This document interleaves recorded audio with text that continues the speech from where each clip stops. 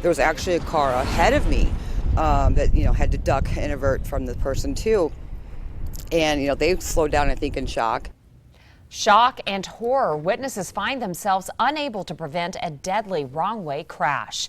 Good evening, I'm Mallory Maddox. And I'm Joe Chiodo. Happening locally live at 5. We are learning more about a deadly early morning crash on the Kennedy Freeway. It tied up early rush hour traffic. The crash happened in Sarpy County near Childs Road and involved a semi-truck and a Jeep, which was going the wrong way. Sarpy County emergency crews had to shut down the freeway for some time. That freeway is open right now, and investigators are working to identify the driver who caused the crash. Brandon Scott spent the day talking to investigators and also witnesses, and he continues our coverage live.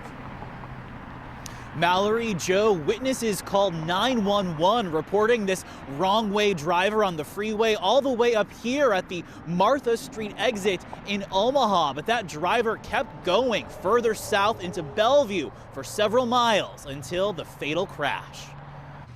Investigators are reconstructing the deadly crash scene, trying to figure out exactly how the driver of this red Jeep with Iowa license plates ended up going southbound in the northbound lane of the Kennedy Freeway before colliding nearly head-on with a semi-truck. The car kept going, so I called 911 right away. Nettie Jones was driving home from work on the Kennedy Freeway at around 2:45 in the morning when she saw the Jeep heading straight toward her. I just started wailing on my horn and flashing my lights and waving my arms, trying to get the person's attention, and they just kind of blew right on past me. This was the scene captured on a cell phone camera just a few minutes later. The Jeep fully engulfed in flames after slamming into a semi between Chandler and Cornhusker Road. The semi driver from Des Moines survived the crash and refused medical treatment, but the Jeep driver died. The semi had very little time to react, but initially that there was some attempt made by the semi truck to avoid this. Captain John Kuser with the Sarpy County Sheriff's Office is part of the team investigating who was driving the Jeep and how the vehicle ended up on its fatal collision course. Is this a person that suffered some kind of a medical condition? Is this somebody that's unfamiliar with maybe the interstate at this point in time and was confused and didn't realize, determining the age of the person? Is this somebody that's elderly or not elderly? Because the victim was so badly burned, investigators will need to use dental records to identify the body.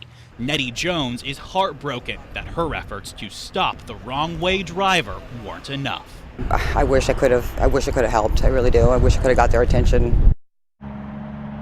But before investigators can answer all the questions they have, first they need to identify the victim. And Joe and Mallory, that victim was the sole occupant of the vehicle.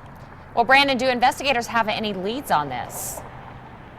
Well, right now, Mallory, their biggest lead is the vehicle itself. It's registered in Iowa, and investigators are focusing their efforts to find the vehicle's owner about 100 miles away from the metro. But I'm told that we all need to remember that just because they might find the owner's name does not mean that's the owner, or doesn't mean that's the victim. Makes sense. A lot of work still to do. Thank you, Brandon.